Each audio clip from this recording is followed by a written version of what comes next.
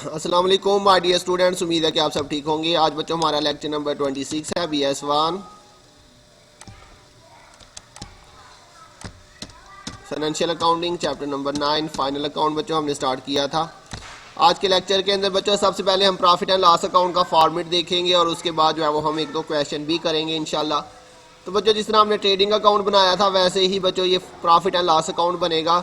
इसमें आपने सबसे पहले बच्चों उसका नाम लिखना है, फिर आपने प्रॉफिट एंड लॉस अकाउंट लिखना है, फिर for the period end date. तो इसके अंदर बच्चों डेबिट साइड पे ये जो है वो आपके पास इनडायरेक्ट एक्सपेंसेस आएंगे। ट्रेडिंग अकाउंट में हमने डायरेक्ट एक्सपेंसेस लिखे थे, यहाँ पे इनडायरेक्ट एक्सपेंस लिखेंगे। इनडायरेक्ट एक्सपेंस कौन से होते हैं उन सब की ये डिटेल मेंशन है, आपको ये याद करना पड़ेगा बच्चों सारा। इसमें आपके पास बच्चों आएगा rent paid, fee paid, commission paid, discount allowed, interest paid, interest on loan, interest on overdraft, interest on mortgage, interest on capital. ये बच्चों सारे इंटरेस्ट हैं डिफरेंट चीज़ों के ऊपर। तो ये सारे के सारे डेबिट साइड पे आएंगे, ये सारे हमारे इनडायरेक्ट एक्सपेंसेस होते हैं। इसी तरह से salaries, advertising, selling expense, marketing expense, distribution expense. जी बच्चों डिस्ट्रीब्यूशन एक्सपेंस जो है ये मार्केटिंग एक्सपेंस का ही नाम होता है। इसी तरह से office salaries, administrative expense, printing and stationery, postage and telegram, depreciation, amortisation. Bad debts बच्चों उधार पे अगर चीज़ें सेल की हैं लेकिन हमें उसके पैसे नहीं मिल सके उसको हम बैड डेट्स कहते हैं, ये भी आपका इनडायरेक्ट एक्सपेंस होता है। Trade expense, general expense, miscellaneous expense, audit fee, loss on sale of investment, loss on sale of asset. जी बच्चों कोई एसेट या इन्वेस्टमेंट हमने की है उसे अगर हम सेल करते हैं तो उस पर लॉस भी हो सकता है, लॉस होगा तो वो आपका डेबिट साइड पे आ जाएगा। Provision for discount on debtors. जी बच्चों provision for discount on debtors मतलब हमने डेटर्स को डिस्काउंट देना, अभी दिया नहीं है लेकिन हमें जो है वो नेक्स्ट आने वाले दिनों के अंदर हमने डिस्काउंट देना है, तो उसके लिए हमने कोई रिजर्व, कोई प्रोविजन वगैरह मेंटेन किया हुआ है तो वो भी हमारा एक्सपेंस में आएगा। तो ये सारे एक्सपेंसेस हैं, इनके अलावा भी कोई एक्सपेंस हो सकता है। तो अगर कोई आया तो बच्चों मैं आपको यहाँ पे लिखवा दूंगा।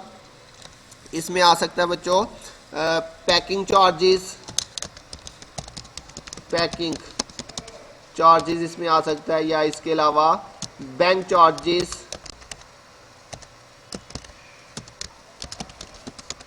जी बच्चों तो मज़ीद भी अगर कोई एक्सपेंस हुआ तो मैं आपको लिखवा दूंगा इंशाल्लाह। तो ये आपको बच्चों जो है ना याद करना पड़ेगा, पहली दफ़ा ये आपको थोड़ा सा इस पर टाइम लगाना पड़ेगा। इंशाल्लाह एक दफ़ा याद कर लेंगे उसके बाद आपके लिए बहुत आसान हो जाएगा। इस साइड पे बच्चों ग्रास प्रॉफिट CD आएगा, इसके अलावा रेंट रिसीव्ड, फी received, commission received, discount received. तो बच्चों अगर आप ये देखें तो ये चीज़ें दोनों साइड पे आ रही हैं। यहाँ पर भी आ रहा था rent paid, fee paid, commission paid, और यहाँ पर भी आ रहा है रेंट रिसीव्ड, फी रिसीव्ड, कमीशन रिसीव्ड। तो बच्चों अगर आप ये पे कर रही हैं तो फिर ये आपकी एक्सपेंसेस है, और अगर ये आप चीज़ें रिसीव कर रही हैं तो ये फिर आपकी इनकम बन जाएगी। बिल्कुल सिंपल यही चीज़ें हैं। Discount received, dividend received, interest received, interest on investment, interest on deposit, interest on drawing. अच्छा बच्चों जैसे इंटरेस्ट की यहाँ पे बहुत सारी चीज़ें थी तो ये चीज़ें आपको याद रखनी पड़ेंगी, नेमली कि ये कौन सी चीज़ें इसमें डेबिट साइड पे आनी है एक्सपेंस में और कौन सी इनकम में आनी है। देखिए इंटरेस्ट रिसीव्ड है तो ये हमारी इनकम है, interest on investment, interest on deposit, interest on drawing, ये हमारी इनकम है सारी। इसी तरह से बच्चों gain on sale of investment या gain on sale of asset. जी बच्चों अगर सेल करने पे लॉस होगा तो डेबिट साइड पे लिखेंगे, और अगर आपको सेल करने पे प्रॉफिट हो जाता है तो हमने उसको डेबिट साइड पे लिख देना। इसके अलावा reserve for discount on creditors, जैसे बच्चों हमने reserve for discount on debtor रखा था, यहाँ पे डेबिट साइड पे हमने लिखा था provision for discount on debtor. Provision या रिजर्व एक ही बात है। इसी तरह से बच्चों reserve for discount on creditor का मतलब है कि हमने किसी के पैसे देने हैं तो हो सकता है वहाँ से हमें कोई डिस्काउंट मिल जाए, तो उसके ऊपर अगर हमें कोई डिस्काउंट मिलने के चांस है तो उसके लिए हमने जो रिजर्व प्रोविजन मेंटेन किया वो हमारी इनकम साइड पे आ जाएगा। और प्रोविजन फॉर बैड डेट्स, जी बच्चों जैसे यहाँ पे बच्चों हमने बैड डेट्स को डेबिट साइड पे लिखा, प्रोविजन फॉर बैड डेट्स अगर दिया होगा तो वो हमारा क्रेडिट साइड पे आ जाएगा। तो ये बच्चों हमारा जो है वो प्रॉफिट एंड लॉस का फॉर्मेट है। तो इस फॉर्मेट को आपने बहुत अच्छे तरीके से एक दफ़ा याद करके लिख लेना है। जब तक बच्चों आप इसको लिखेंगे नहीं आपको ये समझ नहीं आ सकती। अब इसको याद करके लिख लेंगे तो इंशाल्लाह उसके बाद जो है ये आपके लिए बहुत आसान हो जाएगा। तो अभी बच्चों हम जो है वो एक दो छोटे छोटे क्वेश्चन कर लेते हैं, तो इसके साथ साथ आपने ये फॉर्मेट याद कर लेने हैं बच्चों। यहाँ पे एक्सरसाइज नंबर 3 है हमारे पास। लिखा prepare the profit and loss account of mister Akmal for the year ended 30 June 2010 from the following information. जी बच्चों आपने क्या बनाना है, इसके अंदर प्रॉफिट एंड लॉस अकाउंट बनाना है, नाम भी गिवन है, डेट भी गिवन है। तो बच्चों आपने सबसे पहले तो इसके फॉर्मेट में जाके आपने हेडिंग के अंदर उसका नाम लिख लेना है, मिस्टर अकमल उसका नाम आ जाएगा बच्चों, मिस्टर अकमल। उसके बाद बच्चों आपने लिखना है जी प्रॉफिट एंड लॉस अकाउंट, और फिर आपने बच्चों डेट लिखनी है। डेट उसने आपको बताई थी 30 जून 2010। तो for the period ended 30 June 2010। जी बच्चों यहाँ पे अब हमने एक्सपेंसेस रिकॉर्ड करनी है। सबसे पहले उसने ग्रॉस प्रॉफिट दिया हुआ है। ग्रॉस प्रॉफिट बच्चों ये हमारे पास इस साइड पे आ जाएगा, जो हम निकालते थे, यहाँ पे उसने खुद दे दिया है ग्रॉस प्रॉफिट। जी जो ग्रॉस प्रॉफिट हमारे पास क्रेडिट साइड पे लिखा जाएगा, ये आपके फॉर्मेट में भी था। तो 89,800। उसके बाद बच्चों सैलरीज एंड वेजेस, ये आपका एक्सपेंस में आएगा, सैलरीज एंड वेजेस। अच्छा बच्चों वेजेस हमने जो है वो ट्रेडिंग अकाउंट में भी लिखा था। तो सैलरीज एंड वेजेस है 2600।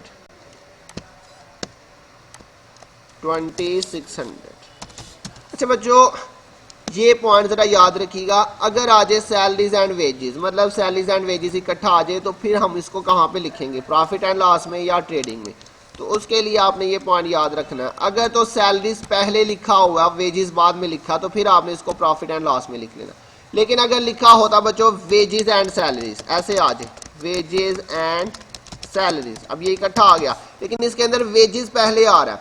तो बच्चों अगर वेजेस पहले आ जाए, सैलरीज बाद में आ जाए, फिर आपने इसको लिखना है ट्रेडिंग अकाउंट के अंदर। लेकिन अगर आ जाए सैलरीज एंड वेजेस जैसे यहाँ पे लिखा, फिर इसको प्रॉफिट एंड लॉस में लिखेंगे। तो ये पॉइंट जरा ध्यान से याद रखने वाला है। तो सैलरीज एंड वेजेस ये आपका प्रॉफिट एंड लॉस में आ जाएगा। उसके बाद है जी इंश्योरेंस। इंश्योरेंस भी हमारा इनडायरेक्ट एक्सपेंस है बच्चों, ये फॉर्मेट आपने याद कर लेना है। उसके अंदर लिखा हुआ है इंश्योरेंस 1900। उसके बाद बच्चों ऑडिट फीस है जी 1480। ऑडिट फीस 1480, ये भी हमारा बच्चों इनडायरेक्ट एक्सपेंस है। उसके बाद है जी डिस्काउंट अलाउड 900, ये भी हमारा एक्सपेंस में आएगा, डिस्काउंट अलाउड 900। उसके बाद है बच्चों बैंक चार्जेस। जी बच्चों अभी मैंने आपको सबसे एंड पे लिखवाया बैंक चार्जेस, ये भी हमारा इनडायरेक्ट एक्सपेंस में आता है बैंक चार्जेस। जी बच्चों 3280, 3280। उसके बाद है जी कमीशन पेड 800, ये भी हमारा एक्सपेंस है। कमीशन पेड 800, ये भी हमारा एक्सपेंस है बच्चों। उसके बाद बच्चों office electricity charges 1100, electricity charges, office electricity charges. अच्छा बच्चों ऑफिस से रिलेटेड कोई भी एक्सपेंस आ जाए वो हमारा प्रॉफिट एंड लॉस में ही लिखा जाएगा। एक्सपेंस ऑफिस से रिलेटेड कोई सा भी एक्सपेंस आ जाए वो हमारा प्रॉफिट एंड लॉस में ही लिखा जाएगा। 1100 बच्चों इसकी अमाउंट है। उसके बाद नेक्स्ट है बच्चों बैड डेट्स 1280, ये भी हमारा एक्सपेंस में आ जाएगा। Bad debts 1280।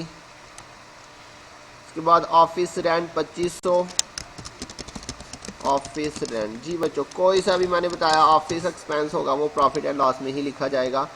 उसके बाद बच्चों आ गया हमारे पास डिस्काउंट रिसीव्ड 1480, डिस्काउंट रिसीव्ड 1480। जी बच्चों डिस्काउंट रिसीव हमारा इनकम में आएगा इस साइड पे, डिस्काउंट रिसीव्ड 1480। इसके बाद बच्चों डिस्काउंट अलाउड ये 2 दफ़ा आ गया फिर से, यहाँ पीछे भी आया था 900।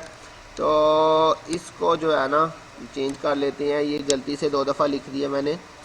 डिस्काउंट अलाउड इसको हम कर लेते हैं बच्चों क्या, कमीशन रिसीव, इसको हम कर लेते हैं हम इसको कर लेते हैं बच्चों क्या, डिविडेंड रिसीव, डिविडेंड रिसीव। जी बच्चों डिविडेंड रिसीव्ड हम इसको कर लेते हैं। तो डिविडेंड रिसीव हमारी इनकम साइड पे आ जाएगा, डिविडेंड रिसीव्ड 1800। जी बच्चों जो आपको मैंने नोट सेंड किए हैं उसमें भी आप इसकी करेक्शन कर लीजिएगा। तो ये बच्चों हमारे पास सारे एक्सपेंसेस हमने यहाँ पे रिकॉर्ड कर लिए हैं। तो अब आपने बच्चों क्या करना है, एंड पे आपने टोटल करना है दोनों साइड का। तो देखते हैं हमारे पास ये क्रेडिट साइड का टोटल क्या आता है।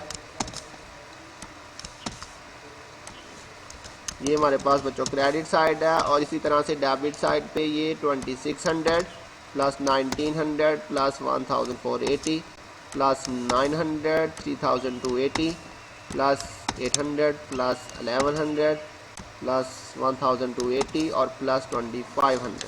तो ये बच्चों हमारे पास डेबिट साइड है। तो बच्चों क्रेडिट साइड का जो टोटल है वो ज़्यादा आ रहा है, इसलिए हम दोनों साइड पे जो है ये वाला टोटल लिखेंगे। क्रेडिट साइड का जो टोटल आया हमारे पास, अब बच्चों इन दोनों का डिफरेंस ले लेते हैं। ये हमारे पास क्रेडिट साइड बड़ी थी तो डेबिट साइड छोटी है, तो जो डिफरेंस है बच्चों वो छोटी साइड पे आएगा। कौन सी साइड छोटी है बच्चों? डेबिट साइड छोटी है, जिस तरह बच्चों हम लेजर में करते थे। तो यहाँ पे ये डिफरेंस आ जाएगा, और यहाँ पे अगर डिफरेंस आएगा तो ये आएगा नेट प्रॉफिट। और अगर बच्चों इस साइड पे डिफरेंस आ जाता तो वो हमारा नेट लॉस होता। क्लियर हो गया? बिल्कुल आसान सा क्वेश्चन था, लेकिन आपके लिए बच्चों आपने पहले इसका फॉर्मेट याद करना है, उसके बाद आपने ये क्वेश्चन सॉल्व करना है। जब तक आप फॉर्मेट याद नहीं करते आपको क्वेश्चन की समझ बिल्कुल नहीं आएगी। उसके बाद बच्चों नेक्स्ट एक्सरसाइज नंबर 4 भी हम जो है वो सॉल्व करते हैं, साथ ही वो भी बिल्कुल आसान सी है। क्या from the information given below prepare profit and loss account of Sadiq and company for the year ended 31 दिसंबर 2010। तो सबसे पहले उसका नाम लिखेंगे बच्चों, इसमें मिस्टर सादिक एंड मिस्टर नहीं लिखेंगे, हम इसमें लिख लेते हैं सादिक एंड को। उसके बाद बच्चों आ जाएगा जी प्रॉफिट एंड लॉस अकाउंट, और फिर जो है वो डेट आ जाएगी इसकी, फॉर द पीरियड एंडेड 31 दिसंबर 2010। जी बच्चों तो इस साइड पे देखते हैं जी कौन कौन सा एक्सपेंस आ रहा है। सबसे पहले ये लिखा हुआ जी ट्रेडिंग अकाउंट क्रेडिट बैलेंस।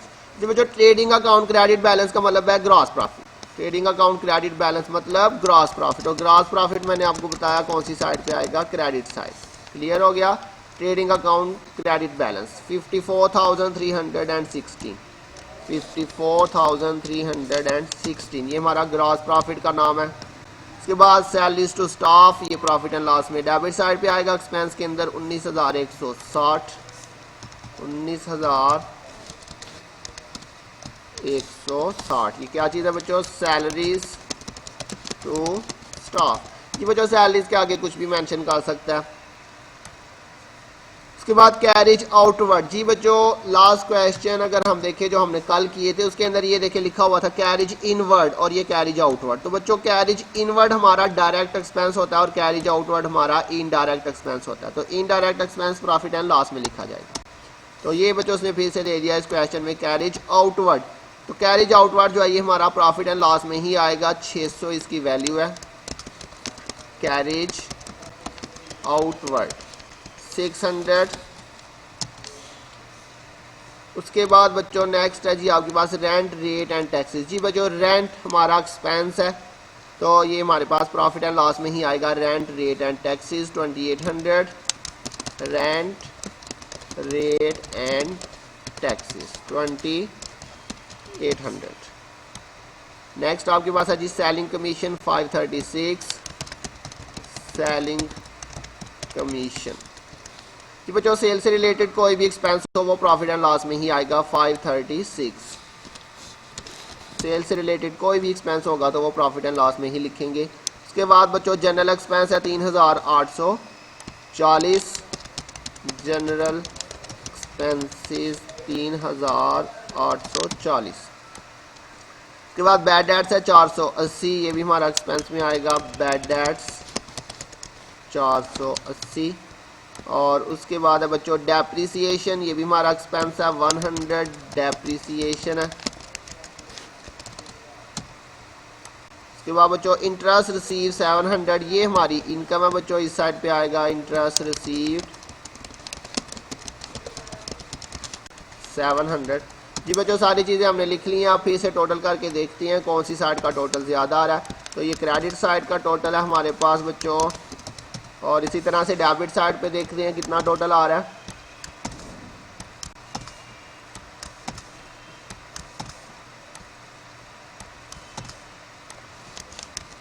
तो बच्चों इसके अंदर भी हमारे पास जो क्रेडिट साइड है उसका टोटल ज़्यादा आ रहा है, इसलिए हम दोनों साइड पे यही टोटल लिख लेते हैं।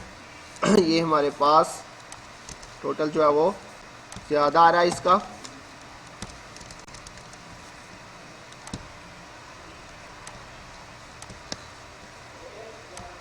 इन दोनों का डिफरेंस लेते हैं बच्चों, ये क्रेडिट साइड और डेबिट साइड का डिफरेंस।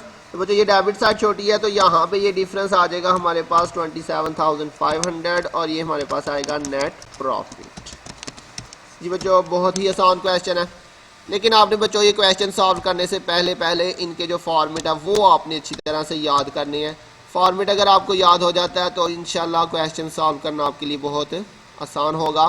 तो यहाँ पे बच्चों हमने कैरिज आउटवर्ड नहीं लिखा हुआ, वो भी मैं इसमें यहाँ पे लिख देता हूँ। जैसे मैंने अभी आपको बताया कुछ चीज़ें हो सकती हैं जो इसमें मिसिंग हो, वो मैं आपको साथ साथ में बताता जाऊँगा। Carriage outward, simple carriage out या कैरिज आउटवर्ड भी लिख सकता है, या बच्चों यहाँ पे कैरिज ऑन सेल भी हो सकता है आपके पास। ठीक हो गया।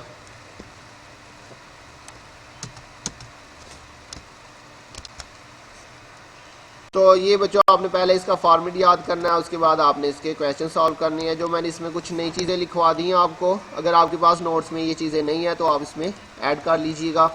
उम्मीद है मुझे बच्चों आपको समझ आ गई होगी। अपना ध्यान रखिएगा, इंशाल्लाह बहुत जल्द मिलेंगे नेक्स्ट लेक्चर के साथ। तब तक के लिए अल्लाह हाफिज़।